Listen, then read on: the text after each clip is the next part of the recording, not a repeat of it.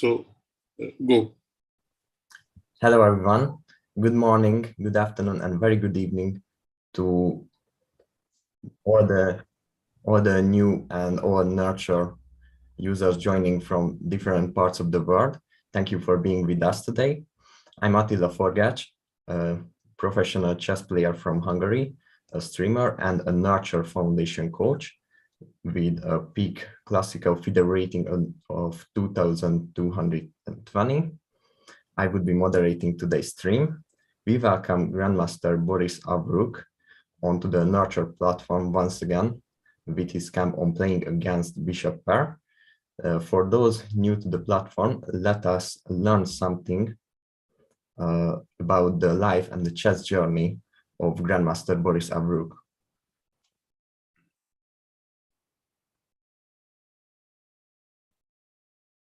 So Boris became a grandmaster in 1997 at the age of 21. He has won lots of strong tournaments like Israel Chess Championship and participated in the Chess Olympiads 6 times. He has also trained with some of the best players in the world like Grandmaster Rajabov, Kramnik, Caruana, and many more. Boris is universally recognized as one of the famous opening theoreticians of the modern era.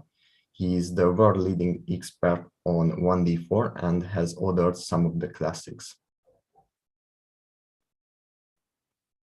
Now I would like to explain some do's and don'ts. Please use the chat box for answering, and please use the Q&A box to ask questions. Please avoid spamming in the chat and please avoid repeating the same question.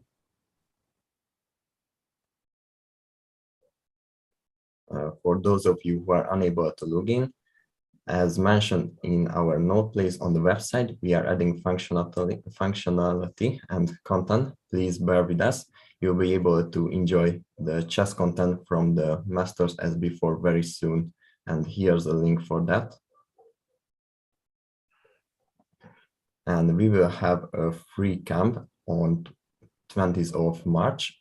The topic will be complex rook endgames king activity, and the mentor will be Grandmaster Devor Rogic. Here's a link for more information and also a coupon code to get it for free. And now, welcome Grandmaster Boris. Hello, Boris. How are you? Hi. Hello, Attila. I'm doing great. Looking forward. You can start a screen share. So it happens that I need to make a new one. Okay. Oh yeah, it's ready. Excellent. Yeah, I think. Yes, it's good. Ready to go. Okay, guys. Hello. Welcome everyone. Good morning, good evening, good afternoon for you. So our next lecture, the cycle of lectures. Now, after the previous lecture that we discussed the bishop pair, now it's time to talk about how to play against bishop pair, right? So guys, I want to mention that like you know, like having a bishop pair, it doesn't mean that you have advantage, right? It's there are many positions, probably you noticed, I would say even openings where one side deliberately gives up the bishop, right? And probably we can talk about most common imbalance when one side has, so that's probably the most common where one side has bishop pair, another side bishop and knight, right? So this is very common. Like probably most of the positions that you see, it will be this kind of like so-called imbalance.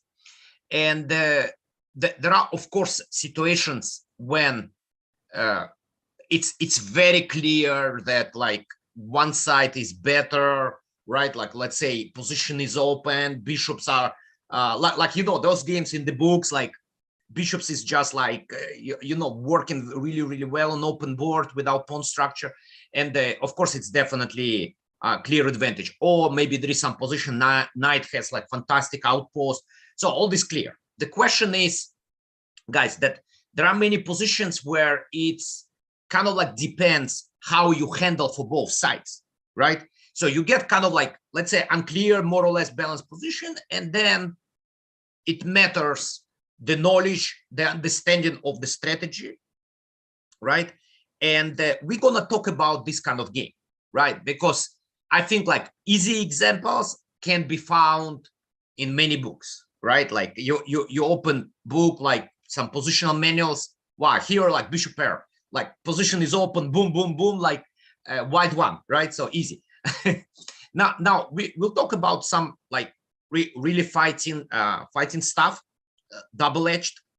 Now, guys, I wanted to say that if we are talking about specific opening, I wanted to ask you specific opening where one side deliberately goes for the position, giving up the bishop. So playing against bishop pair, which opening comes to your mind?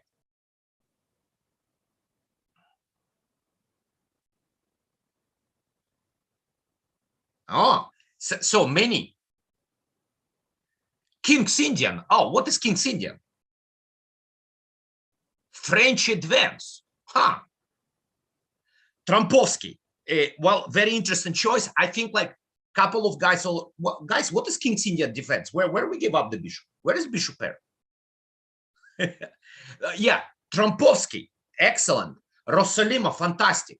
Rui Lopez exchange. Yeah, Nimzo, right? Guys, have you noticed this? Like, it's just really one side deliberately goes and like kind of like ready to give up the bishop, not like well, maybe if it happens, right? There are just many lines they accept this now. So actually it's happened that today's game that I want to show will be talking about Nimzo. Now, guys, very important, very important. I don't know if some of you familiar with the web YouTube channel Chessmood. I highly recommend it to my students. They did amazing work last year. They uploaded, I think, I think the goal was every day of the year they uploaded videos on different materials. So it's kind of like free, guys. And I think they have, like, if I'm not mistaken, they have like 365 videos, different topics. There are many videos. So guys, I'm sending here the link. I'm sending the link, right? So please maybe copy paste, right? Copy paste right now to like open a new window, or maybe you have some document open. So copy paste this, right? And then you can search this in YouTube channel, in YouTube, right? You, I sent in. So you didn't see it? I just sent to everyone, no? Oh, maybe I need to change. You probably didn't see. Oh, okay. Sorry, guys. Sorry, guys. It was something on my. Okay. How about this? How about this? Okay, fantastic, guys. So just copy paste and like copy paste 1 second and pay attention here, right? So guys, in general, the highly recommended YouTube channel. So they have this video. So guys, to be honest, like I know that many players are familiar with this, and this book actually I saw, like, it was very interesting because I saw in one of the books, and I actually like did prepare for my students, but then and then there is this, and they just decided to give this game for this topic, right? The point is, like, I would love to give you this game. That's like fantastic game, the most classical game, but I was worried about the fact that some of you might know, and I don't want to give, I want to give exclusive material, but this is must watch game, just must watch. It's absolutely brilliant. Played in Nimzo, by the way, Kravnik, like, you know, one of the best positional players, right? If not the best. So awesome game. You have to know, by the way, in general YouTube channel, you can find videos with bishop pair, against bishop pair, you know, very nice, but this is must, right? Now, guys, I wanted to show you actually the game, which, like, it's not in the books, it's not in the videos, nobody knows this game. It's the game of my ex-student, played here in the US, local. played last year. I'm not going to reveal the names. He's also my ex-student. I'll just tell you guys that white player, it was my student. He had the rating of 2100, like 2100. Let's say FIDE, right? I think it's USF. I'm not sure 100%. And his opponent was 2270.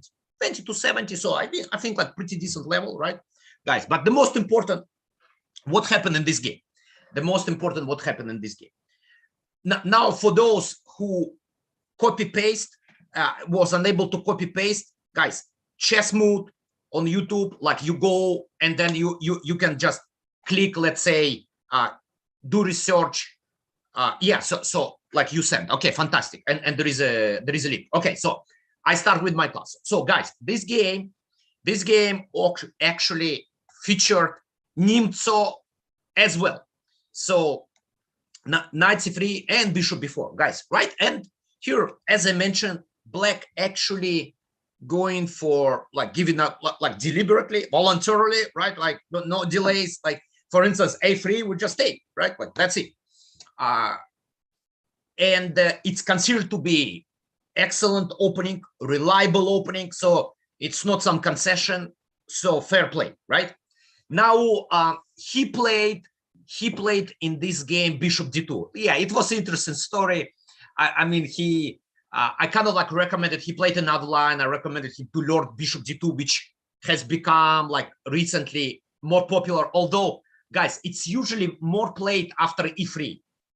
It's more played after e3. Like I would say even like this is probably the most common version. Like when you play, let's say e3 castle, then you go knight f3, and only after d5 you do bishop d2. So that's kind of like a latest trend, guys. Probably those who are like learning the theory seriously here in this group, you probably can find a lot of games, and it's kind of like interesting line for white.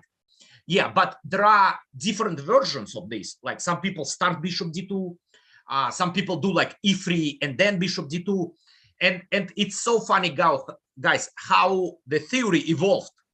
Now I remember when I was a kid, so many years ago, like let's say 30 years ago, right? And probably even more, to be honest, right? And I had this like Russian book, like, you know, like nurtr. So there was like a first chapter, some like kind of like harmless moves, and one of them was like bishop d2. One of them was bishop d2, and I think they consider like a3, like not so good, which is kind of like latest trend as well. I don't remember what else, but it was in the section of like totally harmless, which like not deserves too much attention. Nowadays, it's a latest trend, right? Like, so this is how it's played. Now, bishop d2. I thought, guys, like one of the ideas in this position, why I kind of like, actually we were talking about, but he kept forgetting, like, and playing a little bit wrong move order. I wanted to make sure that he's waiting for d5 and then plays bishop d2, because here like c5 is coming, right? So that's kind of like, I thought it's easier to equalize, guys. I'm not saying it's like, you know, refutation or something, but we studied the theory, and I felt like c5 is good here for black. But his opponent played just castle in this position, just castle, e3 played by white. And I don't think it's very successful setup. Now, like d5 is a good move, still c5 is a good move. Well, b6, like nurtr style, also, like, I guess deserves attention. But black played d6 in this game. It's well-known, kind of like nurtr setup, like d6 e5 or maybe d6 b6. But you know, guys, for instance, in this position, there was a potential in general, like to go, let's say d5, right? Like d5, and then even like there are many lines where bishop goes back, right? Like bishop goes back to e7 or d6. So anyway, so that's not the best setup. That's the conclusion. Now bishop d3 was played. Bishop d3 was played, and e5. E5. So yeah, it's kind of like common idea for nurtr, but usually it's like a little bit old-fashioned lines. Guys, what do you think So I gonna ask you questions also for white, maybe in some positions. So we will talk about like, so what white did wrong. So what do you think? It's like opening. I don't think will take too much time, but how do you feel like to continue here for white? What would be the best? Knight G2, okay. Knight G2, Srinivas. Yeah, guys. So that Julam A3, two players with A3, guys. So here it's very important, right? I think like 92 was more accurate. 92 for the purpose of white advantage, right? Knight G2, and we will see why. So it's more flexible, guys. And you pay attention, guys, that actually A3 will come anytime, and I don't think there is a way for black to save the bishop unless you go like C6, bishop A5, bishop C7, but it's so many tempi, like I don't think it makes sense. So it was possible to keep this flexibility to play knight E2, and then at some point A3, at good point, maybe first castle, right? So that was a little bit more accurate. So he played A3. Also, a couple of players mentioned, I think slightly inaccurate, and we will see why.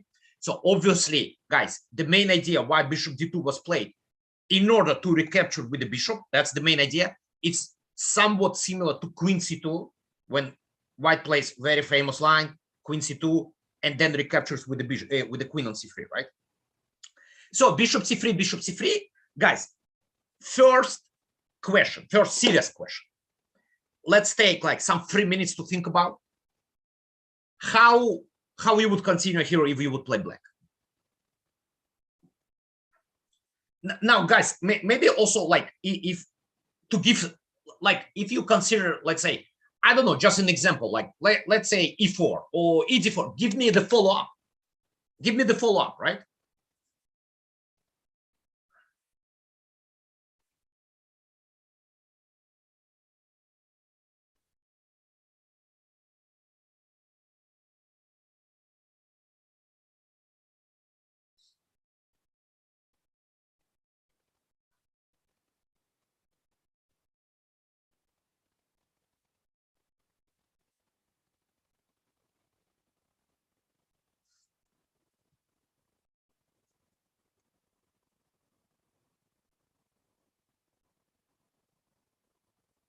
What is knight A6? Pawn is hanging, guys.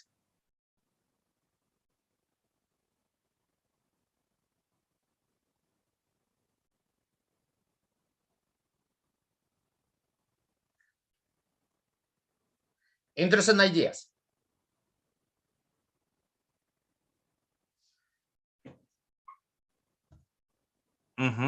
So, guys, all possible moves have been played. All possible moves have been played. Yeah. Guys, yeah, I would like to mention that maybe the closest like answer to what I would love to see, Srinivas, like he was kind of like in my opinion, in the right direction, guys. And you see there are like a lot of choices, but here, guys, I would say like this: there are two important strategies, and now, like, so I wanted you to like first we went without like you, let's say, knowing the strategy, but of course you understand in some sense, like I understand this, but two major strategies, like one, actually I would say three, right? I forgot about one, like the simplest one, probably everybody knows. If you play against bishop pair, you would rather keep position closed. Every book, everywhere, right? Everyone knows, because guys, opposite side would love to open up everything, right? So we want to keep it closed. Number two, of course, if there is a chance, in most of the situations, it's good to trade one of the bishops. And by doing this, we will get rid of bishop pair, right? So very clear. Now, here in this game, we will talk mostly about the third strategy, guys. If you remember the previous class, I want to check with you. Remember, we talked about bishop pair. So one idea, the main idea, like open up the position, get the position open, then the bishop pair plays together, good coordination, very nice. What was the second rule? What was the second rule? Who remember?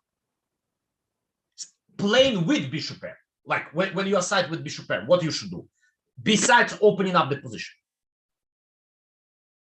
play on side where your bishop is pointed. Oh, well, that's a little bit mysterious. So I want like better phrase. Oh, okay, guys, great, Akash. So that's exactly. I think like you wanted to say the same, Srinivas, but here is like the thing, like the main idea. To play with the color your opponent doesn't have. Like, yeah, activate the bishop, whichever color your opponent missing. Logical. So basically, guys, one of the very important strategies, and again, it will be very practical, right? Very practical. So we fight against dark square bishop here. Because, you know, light square bishop, we can handle. We have our bishop. We can trade. Like, you know, we can protect the squares. But dark square bishop, this is the problem. Right? Now, it's actually, here it's interesting position. Like, there are many choices. Guys, first of all, I would like to mention, and yeah, Julian, that's the right direction. So somebody said rook e8, right? But I just would like to mention that in this case, there is even the tactics, right? Discovery. So just wanted to mention this tactics, right? So let's say you want to protect its 97, but then white is better. So it's a little bit confusing, guys. I think it's a little bit confusing because like e4 looks somewhat logical from strategical point of view. We are trying to close the position, right? The problem here, so that let's say white plays bishop c2, right? And it's kind of like easy for white to open up. Like, you know, f3 will be easy to deliver. Also, like at some point, d5 will be played, right? So it's like, and like if you play d5, cd5, you will have to take with the queen, right? So I think like white is better here. White is better here. What else was mentioned? Knight c6, guys. Knight c6 was played in the game. Now it was like, oh, knight c6, d5, knight e7. Of course, like, but if white knows what to do, like not to close the position, right? We shouldn't rely on this. Now, guys, what is like the best solution in my opinion is, it's very strange. It's capture on d4. Now, in some sense, it goes against the strategy, but there is something specific here, right, guys? Something specific that if he takes with the bishop, we win one tempo, bishop c3, then we can take another tempo. Remember, guys, one of the goals, right? One of the goals to trade one of the bishops.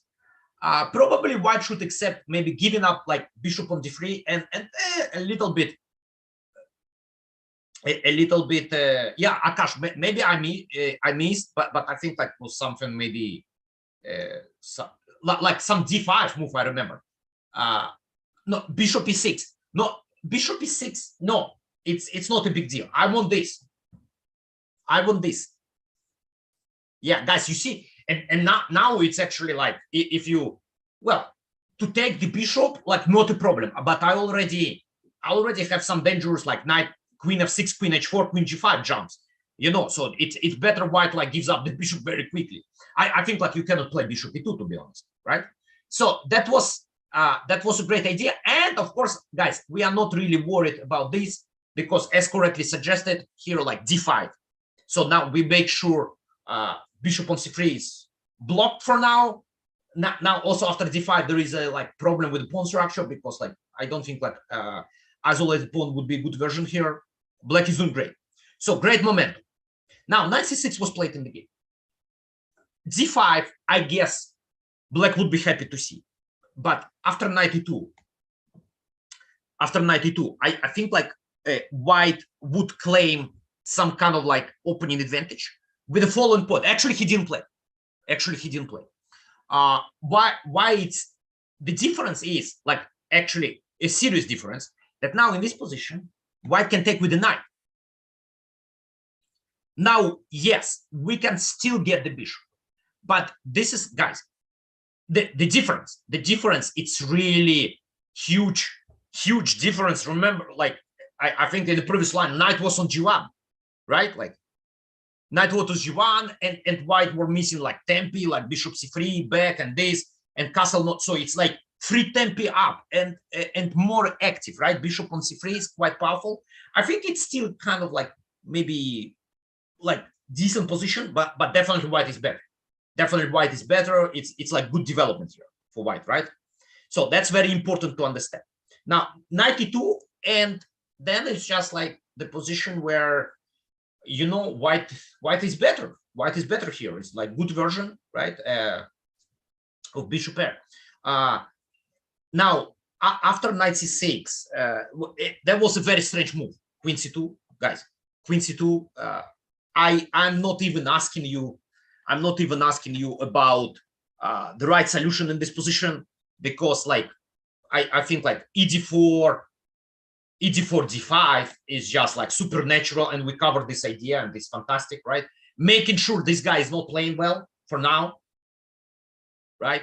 So, well, guys, rook e8 was played. Rook e8, not a bad move, not a bad move. Now insisting on like, you know, play d5, right? Now, guys, do you see something interesting here besides, let's say, knight e7 or knight b8? Sriniva's full line. What would be full line?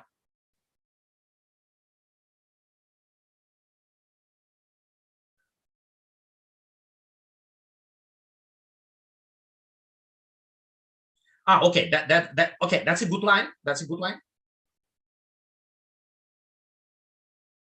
Yeah, guys, so there are two attractive moves, like, to be honest, right? Two attractive moves. There is like also knight d4, which looks very interesting, but guys, I want to know, like, I'm not sure. I'm actually not sure. I think like maybe both okay. Knight d4, let's say, what do we do with the knight? I'm not sure. Like, what about this knight? Like, knight f5. I mean, that's not amazing square, right? So, guys, therefore, I think like something which is more clear, maybe not knight d4 and then something. Well, I don't know. No, of course, guys. Like obviously, it goes without saying that if this, it's great for us, right? Because we get one of the bishops, right? Yeah, maybe c6, and it's okay. Yeah, like Akash mentioned, c6, and yeah, I mean, take knight e2, kind of like, you know, I mean, a little bit seems like white is okay. Like take knight e2. Yeah, but guys, I personally more in favor of e4. Actually, a few guys mentioned this. E4, and well, dc6 we take on d3, no problem, right? And bishop e2, very important. We open the diagonal for dark square bishop, which is supposed to be controlled, right? But I mean, there are some other factors, right? We got the pawn on e4, hard to develop this guy, and so on. So very interesting, right? Very interesting strategy. So d5 was played in the game. D5 was played in the game. Now, guys, what do you think? What do you prefer?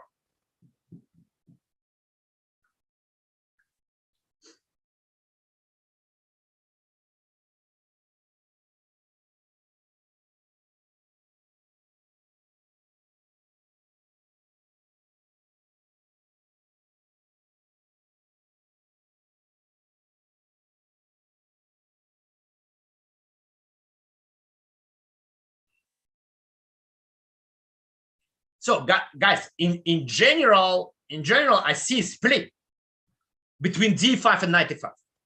I see a split, right? Yeah. So, guys, here how it's supposed to work, in my opinion. They both decent, but you know, guys, if you don't like you don't want to work out some concrete lines, I think this is like from strategical perspective, d5, to make sure the diagonal blocked by the pawn, right? So we have pawn. So guys, remember, we are talking about this guy mostly. So we are working with this guy, dark square bishop. So d5, we have pawn on e5, bishop is restricted. We keep on playing, right? So here, like, you don't need variations, like, you know. But by the way, there are some issues for white to develop the knight.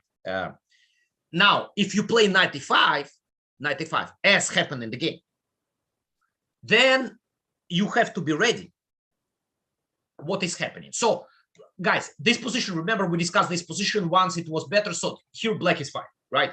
Like remember the version we discussed before, it was knight on d4 already. So here, of course, we can jump knight e4, not necessarily even taking the bishop, but like anytime taking the bishop, like at the suitable moment, right? So here, like queen g5 jump, like it's very good for black, right? Well, I mean, equal, right? Of course, not advantage or something, but equal position. So the question, the main question is bishop e2, guys. That's the main question. So now what is happening? So that's a strategical question about knight e5.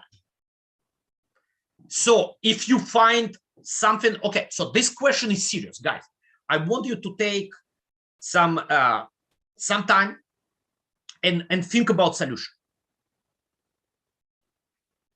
Preferably some, guys, like give me some line, right? Like preferably like a little bit, at least 2 moves. Okay, if you tell me a5, you don't need the line, right? But if you are talking about, you know, the moves that you already suggested, guys, it's probably worth to give like some lines.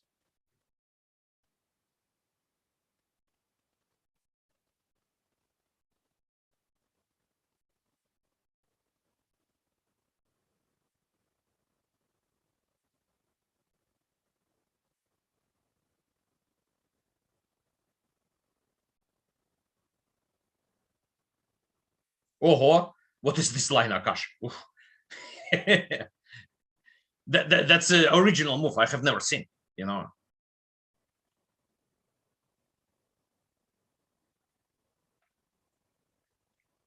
Oh my gosh, guys, it's like probably everything is mentioned, including b5.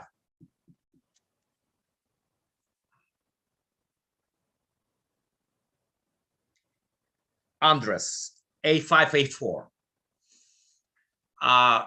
Yeah, okay.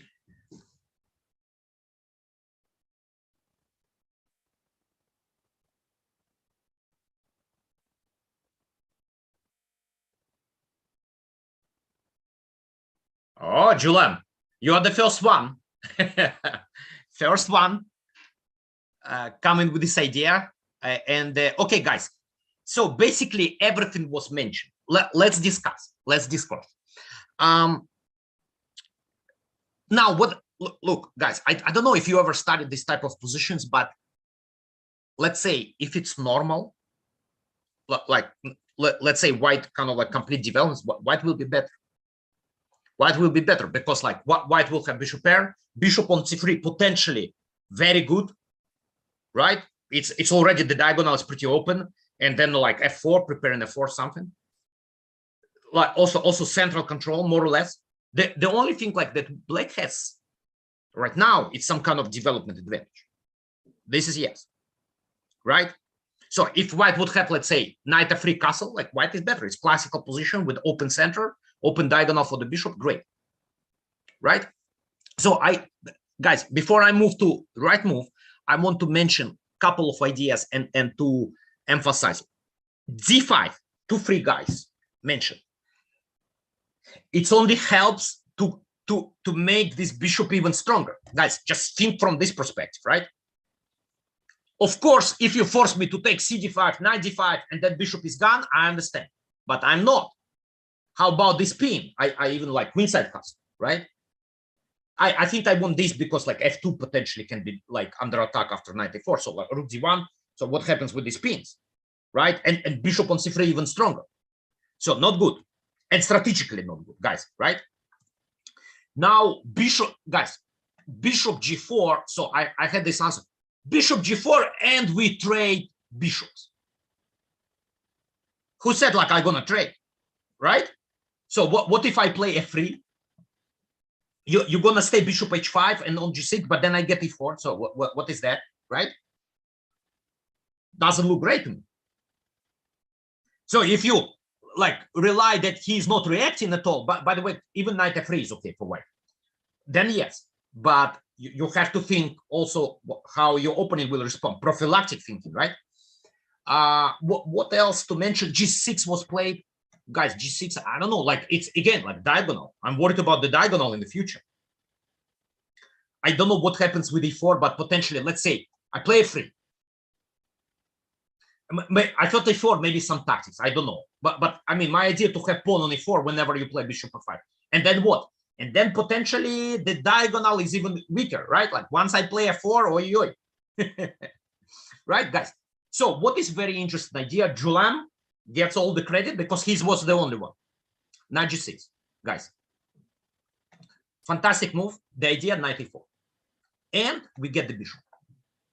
Now, why we get the bishop? Because if he plays b3, now our development advantage might be important here. So, for instance, we play this, and we start jumping here on the king side. I think queen g5.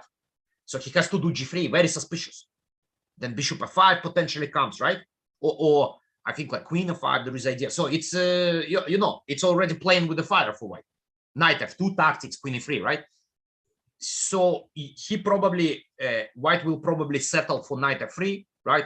And then we jump knight e4 and we get the bishop. We get the bishop and very close to equality. I think like that's the way to go. That's the way to go. Very interesting. Conclusion, guys, if you play knight e5, you have to see this idea, right? If you play knight e5, you have to see. Otherwise, if you don't want to, like, you don't see this idea, or you kind of like, you don't want to calculate here something concrete, you don't find that, you know, a d5, solid choice. Okay, guys, moving forward, knight e5. He played. Now this move was mentioned. This move was mentioned by some players. Slow, guys, slow, and the pawn is not hanging. Guys, another surprise. So I'm not like wasting time for b3, which is not bad, but knight f3, and it was played in the game. If you take the pawn, guys, you see like eventually bishop f6 is happening, right? So for those who is not like doesn't see, like, take bishop f6, discover queen c4, peace up. That's it. And it goes without saying that after knight f3, g3, fantastic position for white, huh, guys? How about this bishop? g1, queenside castle. Oh. it's like, yeah, I'm saying like that because it's like, you know, on the grandmaster level, it's probably not happening because everyone understands that it's like very dangerous. Yeah. So what black played? Black played queen c8. Pretty nice move. Well, in terms of idea, queen c8. Guys, very quickly. So everyone noted bishop f5, right? How you would respond for white? I mean, it's very, very quickly. I want 1 minute.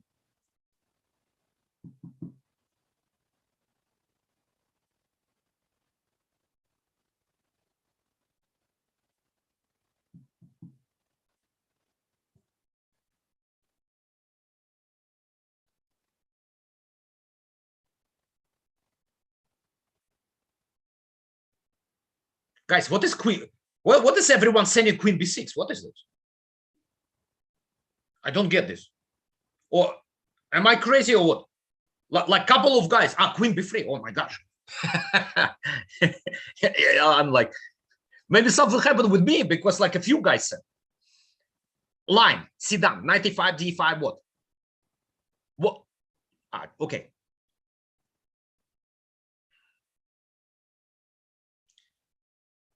Okay, guys, we saw a couple of moves like e4 was very popular.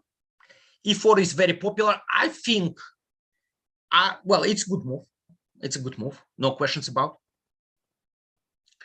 Now, the only thing, like, there is a potential line bishop. It's actually no, it's not a good move. There is something concrete here. Guys, I forgot. Bishop g4. Now, it's not the problem that we take on f3 as we discussed. We will recapture with the pawn, Julian. So, of course, I understand this. The problem is this possibility. So it's kind of like knight e4 discovery. So this is happening. Yeah, I have some line. It's unclear. No reason for white to enter this. Right? It's somehow some variations that are unclear. Counterplay, right? Counterplay. We don't need it. So e4 is kind of like a little bit premature because, I mean, we're kind of like a little bit behind in development. Knight e5 is okay, happen in the game. Guys, my favorite move, I like really, like knight d2. I think it's fantastic. Fantastic move. Yeah, I would play instantly. So bishop f4, e4, bishop f5, e4, right? And then f3, everything under control, center, bishop is working. Clear advantage, guys. This is clear advantage for. And then like e4, f4 is coming. I mean, very difficult strategical position. I even like not so sure what black can do here. It's would cement advantage, right? Flexible, right? Guys, so queen c8, 95. You know, guys, in general, it's also advantage. But if we look from white perspective, white to have pawn on e5, right? I mean, I want to have knight on e5 and have opportunity to strike with f4. Knight e5, d5, right? What happened next? So here it's interesting. Now somebody mentioned bishop e5. Bishop e5 is not working, guys. Bishop e5 because there is this, right? This, and if queen c3 is played, knight e4, and then c5, like queen d4, rook d8 already. So we win material.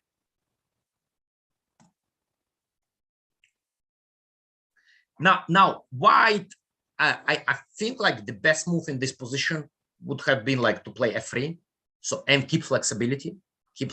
White is better, still like knight g2. Now he played e4. Kind of like, well, in some sense, it's logical, but I don't like this move, and we'll see why. Black to move, guys. I want to ask you maybe move and strategy.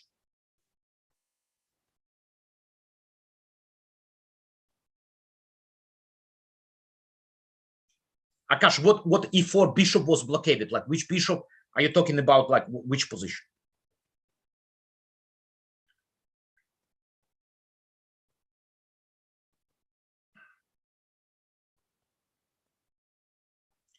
Dark square bishop. So when we play e4, the bishop is blockaded, dark square bishop. I don't understand the idea. Okay, let's move forward. Markus, good stuff. I don't know. I don't think this is the name. The Odilite. Maybe you change your name that I can mention you if you want, if you prefer.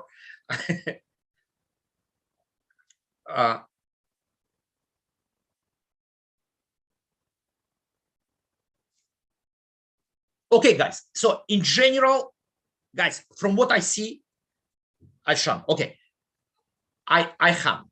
Yeah. So guys, in general, what I see, most of the players here go and mention this idea, like first move 97.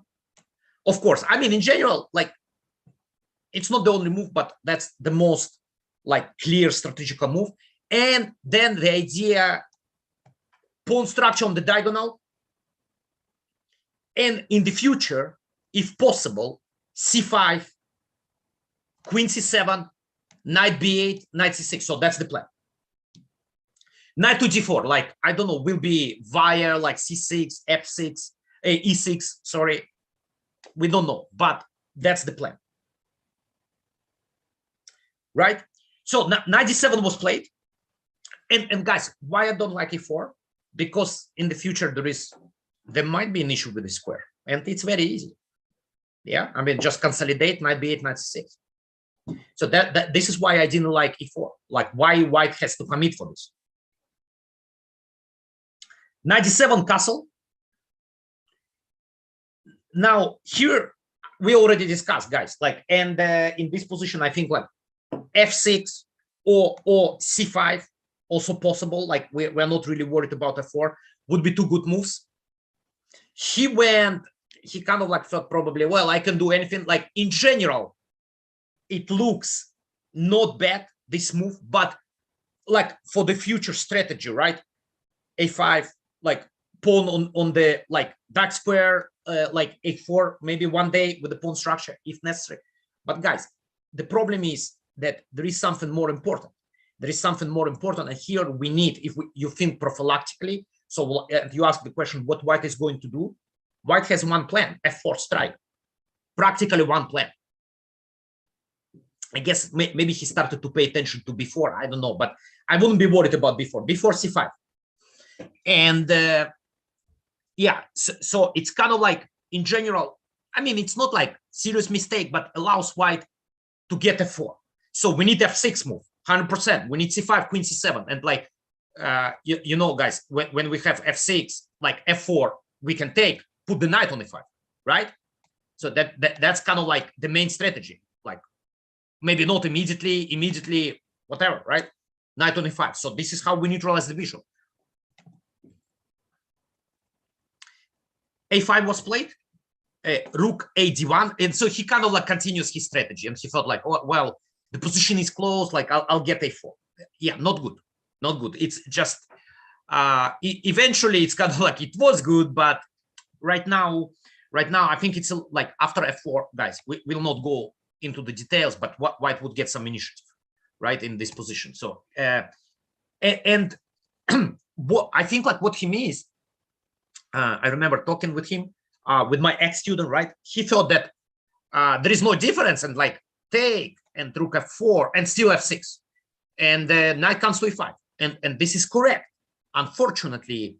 But there is this. You don't need always to recapture. There is this move and queen takes, and there is no knight, and queen takes, and then white controls for a while e5, and potentially can bring some like rook leaves, some play starts on the king side, right?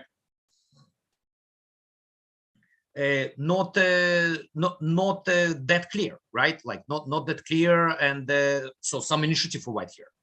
So it was a little bit slow play from black. g3 was played in this position, so he prepares f4 because he worried that knight e5 will be a blockade. So he's like, let me get f4 and put the knight. Let me get f4 and capture with the pawn. What if g5? G5 is bad. It opens up the king. I don't see why it can work. So it just you go against the rules, sit down, and you don't really have pieces to defend this, right? Guys, what do you think now? How you would play here? Yeah, bishop h3 three times. Like I don't know, side white 3 times. You send like I can see from 1 time. Black to move.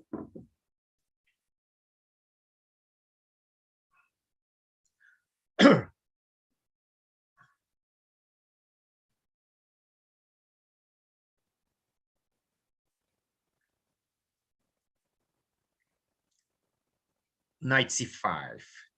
Now knight b6 is strange square. Knight b6. I mean, like knight is badly placed, guys. f6, f4, bishop f7. Yeah, guys. But what I want to say, like, I think like f6 should be played, and then we will see, right? This is must, and then we can make a decision. Let's say he plays f4, and we'll see what we are doing here, right? I mean, I think like different moves, like maybe bishop h3, we can calculate what is happening there, right? But like you start with this move, right? He actually played bishop h3. Who mentioned this side? Bishop h3 he played. Knight c5. Knight c5 was possible. Knight c5, but this is very concrete, Julian. Knight c5, that means you are not holding e5 square, most probably. And you need yeah, but the center is vulnerable on the other hand, right? So this requires some precise calculation, like what exactly you do here, like e4, rook f4. I don't know. Yeah, I mean, it should be okay for black, I think, but not so clear, right? So that's the logic. But kind of like f6, really like enjoyable move. So he played bishop h3, rook e1, and then f6. Now there was no reason to insert bishop h3. You can insert anytime, right? Now and what was allowed with this move, you know, some potential tricks with the idea g4. So he played because he was excited. He played queen d3, and I'm like, why you picked up this square, not d2? He's like, oh well, I'm threatening g4. Yeah. but d2 is better square because you kind of like help to prepare, and maybe still g4 you are threatening here, you know. Maybe so at least what white has to consider this, you know, and somehow white may be a little bit better in this position. Like you know, we put this bishop on h3, now we have to worry about g4, so a little bit unnecessary, right? Okay, guys, so queen d3 was played. Of course, the player with the rating 2270, he noticed idea g4, trapping the bishop. He came back, and f4 was played. Black to move.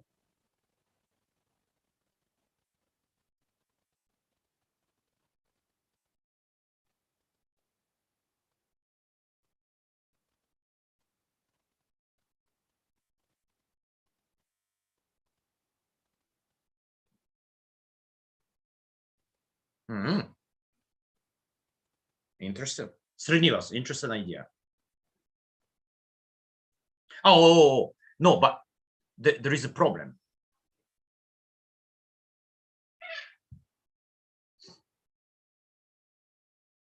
Guys, not to forget that there could be f5 is a threat. Not to forget about this.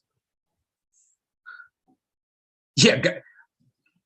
Hi, what about g5? What always g5 is not a good move. You open your king. Why are you insisting on g5? Guys, not to blunder.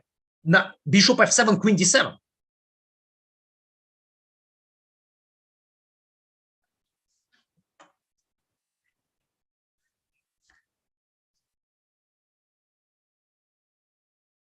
Knight c5, queen e3. Guys, knight c5, queen e3.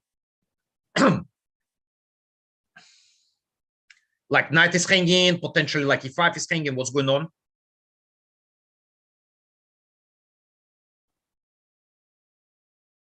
f5. Oof. Oof. Sai, what is like ef5, fe5? Well, what is this line? Guys, can you please make sure that you have the right notation.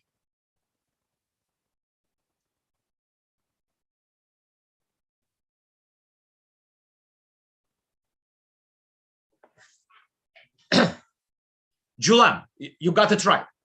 Guys, only one player, Julian, with the right move. Rook d8, decent, but slightly passive, I think. If I remember, like slightly passive, guys. Knight b6, like I don't like the square because it's like some c5 happening. Like, you know, knight is not so well placed. Guys, that was actually interesting idea in the beginning, I thought, but then I checked and I realized that there is a 5, right? So the only way not to lose the material is to play rook d6, but then queen c2 and then a4 is hanging. So that's the issue. It could solve the problem, right? Now in this position, guys, so in general, I mean, unless you have something like super concrete, you calculated, like I would try not to play this move to refrain from opening up the diagonal for this bishop. So if you see like some tactics, boom, boom, boom, you win e4, I understand.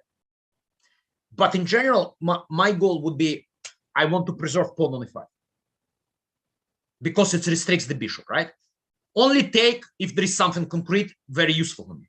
Now, there is this Julem offered this great move, b6, which stops this threat because knight c5. And now we are not, otherwise we are worried about this move. Now knight is protected, now just bishop of 7, fantastic. The position is getting close.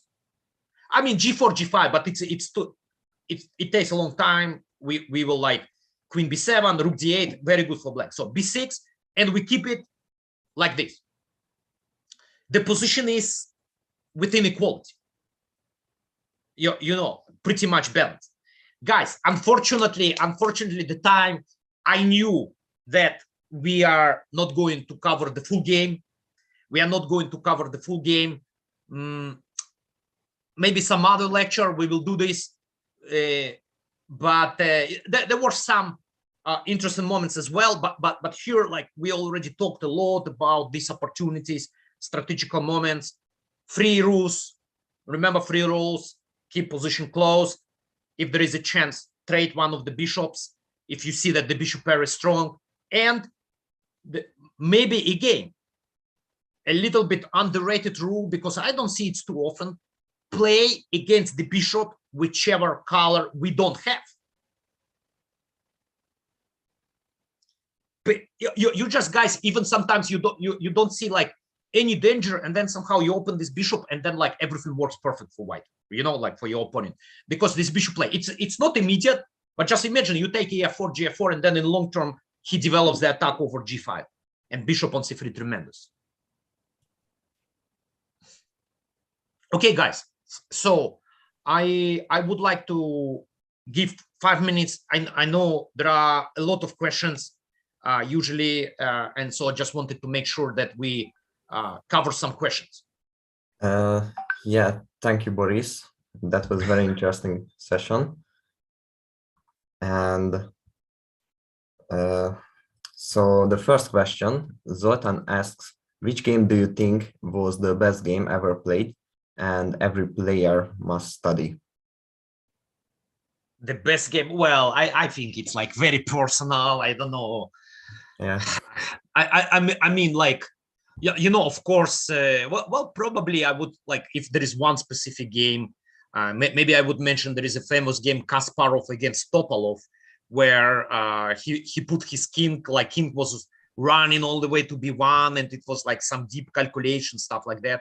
So this is like, in terms of tactics, that was amazing game, of course.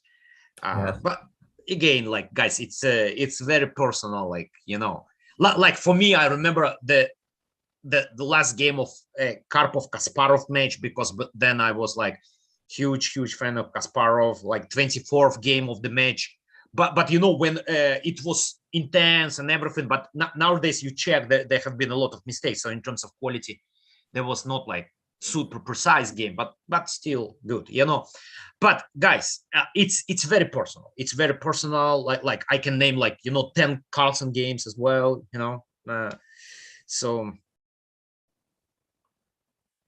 and in every game you can find a lot of things to study, right? So it's like, in terms of study, it's like, you know, there should be some big fight and like complicated game, I guess, you know. Yeah, so.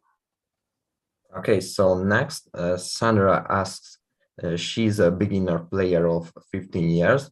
She just started training with nurtr coaches. She's unrated. She's being assigned 3 different coaches to focus separately on openings, middle games, and end games. All are only international masters, not grandmasters like you. And her question is it a good idea to have 3 coaches at her level? And secondly, how can an international master coach make her an advanced level player or a grandmaster? Oh yeah, well, look, again, it's very personal. It's very personal, like, about the coaches. I think it's kind of like important to have the coach. That's like kind of like no question to me.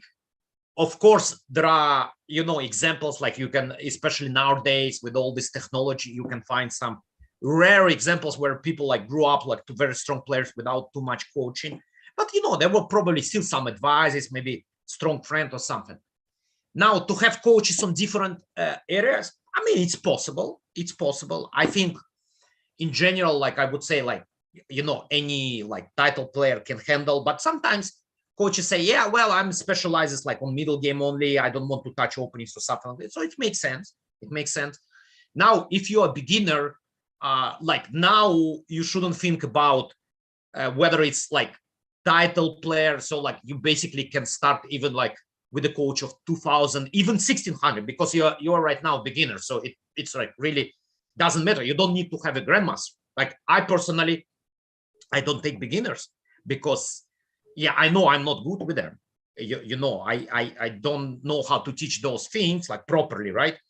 So there are like just coaches, and they're not necessarily even title, and they specialize in this area. I have a very successful friend here who's running chess program, has private coaches, working only with the beginners. He has no rating.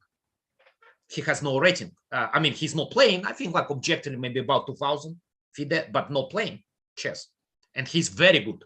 So he's like taking them like to very decent level that they start playing tournaments and sending to me eventually. Very successful.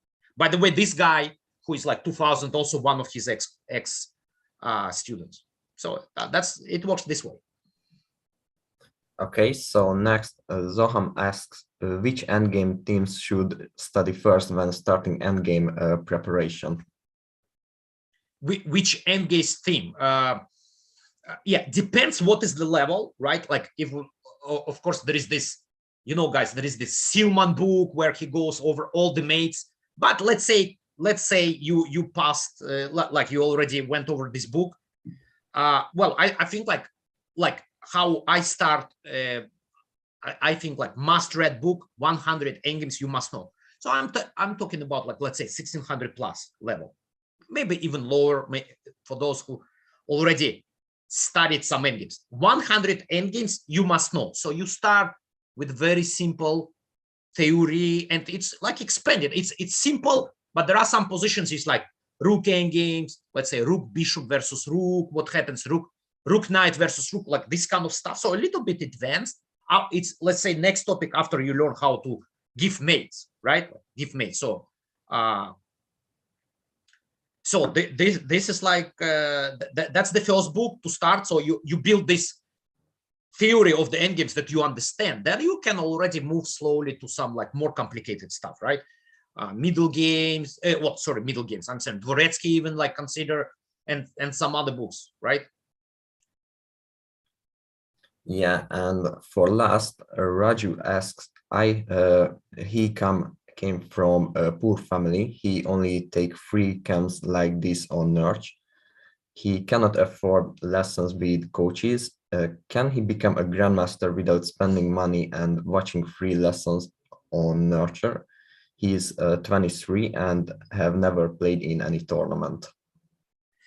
Well, it will be very challenging. It will be very challenging, I have to admit, guys. But you know, in these situations, like, okay, very like not have money, but maybe somehow to find the option, like to pay for one lesson. You know, one lesson, not to have a permanent coach. Ask like, okay, I want to show my games. I want to see like that somebody experienced will tell me what are my weaknesses, what are my strong sides, what is the area to work, right? And have this. But in general, guys, there is so much material nowadays, right? Like, for instance, I mentioned this YouTube channel. So check this YouTube channel. I don't know, might be advanced a little bit, like challenging, but maybe possible. I don't know. I personally have not experienced this, but you know, now with all this technology, like you start playing online, you pull this like some videos, some good channels. Maybe it's possible. Maybe it's possible, but it will be very challenging, of course. Yeah. So that was the question section. Thank you for the amazing session. Thank you, Attila. Appreciate it. And we would like to see you guys in the next one. Yeah, see you next week, and have a nice evening, everyone. Nice day. Bye. Bye-bye.